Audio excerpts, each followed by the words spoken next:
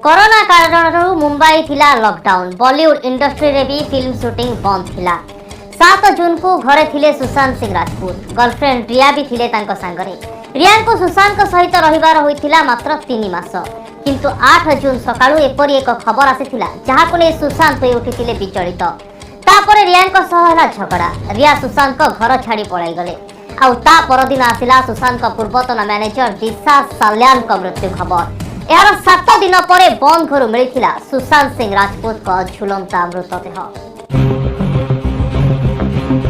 7 जून जाए सबकि ठीक ठाक थिला। घरे पूरा सामान्य थिले सुशांत। लॉकडाउन कारण शूटिंग बंद थिला। घर पदा को भी जीवा आसवा नथिला। सुशांत 3 जन साथी और सहकारी ग्राउंड फ्लोर रे रहुथिले। सुशांत और रिया एकाठी 3 मास तरे रहुथिले फर्स्ट फ्लोर रे। 8 जून सकाळु सकाळु सुशांत को सूचना मिलला कि तांकर पूर्वतन सेक्रेटरी दिशा साल्या मोलाटर जनकल्याण नगर सोसाइटी एक 4 महला कोठारू नहीं आत्महत्या करिसेंती। दिशा को सुशांत और रिया उभय जानिथिले। दिशा को सुशांत सहित भेट करैबा लोक ही थिले रिया। दिशा को आत्महत्यार खबर मिलवा पर सुशांत घर माहौल बदल जाइथिला। सुशांत और रिया मध्य झगड़ा हुए। मध्याह्न बेलू झगड़ा अति जोर धरला। संध्या बेलू सुशांत घर छाड़ी चली जाइथिले रिया। जीवा बेले कहि जाइथिले औ केबे फेरी आसबेनी। केवल एतिक नुह सुशांत नंबर भी ब्लॉक कर देइथिले। गोटे पटे पूर्वतन सेक्रेटरी आत्महत्या और रिया झगड़ा पर घर छाड़ा घटना सुशांत को अधिक विचलित करथिला। सुशांत मुंबई रे रहुतबा तांकर भौणी नीतू सिंह को फोन करती। से तांको बुझाइबा को चेष्टा करती। एतिक बेले 9 जून सकाळु खबर कागज उलटाती तो खबर कागज रे थिला दिशा साल्यान को आत्महत्या खबर। एथिरे जोड़ी होइथिला तांकर ना। अधिक विचलित होई भौणी नीतू को फोन करते सुशांत।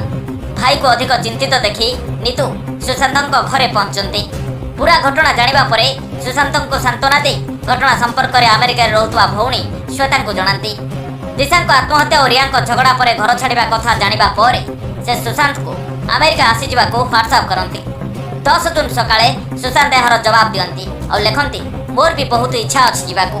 ए व्हाट्सएप चैट रो स्क्रीनशॉट पर श्वेता ही शेयर करछंती मीडिया को। 3 दिन भाई को सहित रही नीतू फेरी गले निज घर को। नीतू जीवार 2 दिन पर अर्थात 14 जून दीपहर को आसला सुशांत सिंह को आत्महत्या खबर। 8 जून दिशा साल्यान को आत्महत्या। 14 जून रे आसला सुशांत सिंह को मृत्यु खबर। मात्र 7 दिन रे 2टी रहस्यजनक आत्महत्या बॉलीवुड को दोहलाई रखी देछि। तेबे घटना बुझिबा को हेले 8 जून रे प्रकृत रे घटिथिला कोन पूरा कहानी बुझिबा को पड़िबो। दिशा साल्यान सुशांत सिंह को मैनेजर भाबे काम करुथिले। से एपरी एक कंपनी रे काम करुथिले जा सेलिब्रिटी को काम देखा सुना करे। रिया को जरिया रे दिशा को सुशांत सहित भेट करा जाइथिला। कौनसी कारण दिशा ही कंपनी छाड़देले। या सहित सुशांत सहित थिबा सब चुक्ति भी छिन्न हो गला। तेबे किछि सेलिब्रिटी ठारू दिशा साल्यान नैथिबा टंका फेराइबा को नै आर्थिक संकट रे पड़िथिले। लॉकडाउन कारण से टंका फेराई पारनथिले। ए सब भितरे दिशा को आत्महत्या खबर आसिला तो सूचना मिलुछि रिया दिशा को आत्महत्या मामला रे सुशांत को फसाइबा को धमकाइथिले।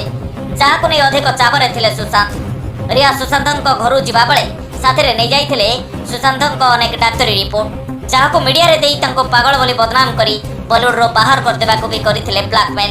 एपटे रिया उठाउ नथिले सुशांत को फोन कॉल। सेपटे सुशांत भितरे बढ़ी चलीथिला अजड़ा भय। निज घर भितरे एक प्रकार चापग्रस्त होई जीवन जीउथिले सुशांत। आत्महत्या आगरु दिशा को शेष कॉल थिला सुशांत को। किछि घंटा पर आसिला आत्महत्या खबर। सूचना अनुसार दिशा साल्यान को आत्महत्या करू तांको एक पार्टी को डका जाइथिला जेउथिरे दिशा को भाभी पति सह सलमान खान को भाई अरबाज खान, रिया को भाई शोभित चक्रवर्ती, सूरज बांसोली और महाराष्ट्र राजनीतिर जड़े चिन्हा मुह भी सामिल होइथिले। सेठारे ही होइथिला तांको सहित दुर्व्यवहार। कौनसी मते सेठारु खसी आसी से फोन करथिले सुशांत को। बस यार घंटा का परे सुशांत को मिलिथिला तांकर आत्महत्यार खबर।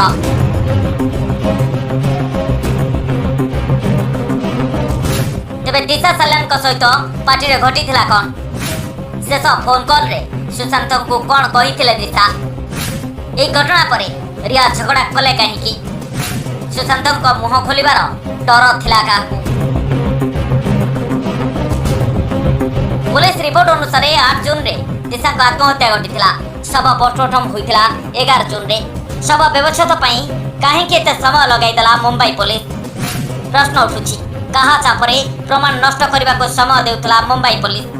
ଦିଶାଙ୍କ ଶବ ବ୍ୟବଚ୍ଛେଦ ରିପୋର୍ଟରେ ମୃତ୍ୟୁର କାରଣ ଆତ୍ମହତ୍ୟା ଆସିଛି। ଦିଶାଙ୍କ ଦେହରେ କୌଣସି ଦାଗ ନଥିବା ଉଲ୍ଲେଖ ରହିବା ପରେ ଘଟଣାକୁ ନେଇ ବଢୁଛି ସନ୍ଦେହ। 8 ଜୁନରେ ପାର୍ଟିର ଘଟଣା ରଫାଦଫା କରିବାକୁ ସୁଶାନ୍ତଙ୍କ ଆତ୍ମହତ୍ୟା କଣ ଏକ ଯୋଜନାବଦ୍ଧ ଷଡ଼ଯନ୍ତ୍ର କି? ଏବେ ଏସବୁର କାରଣ ଖୋଜିବ ସିବିଆଇ।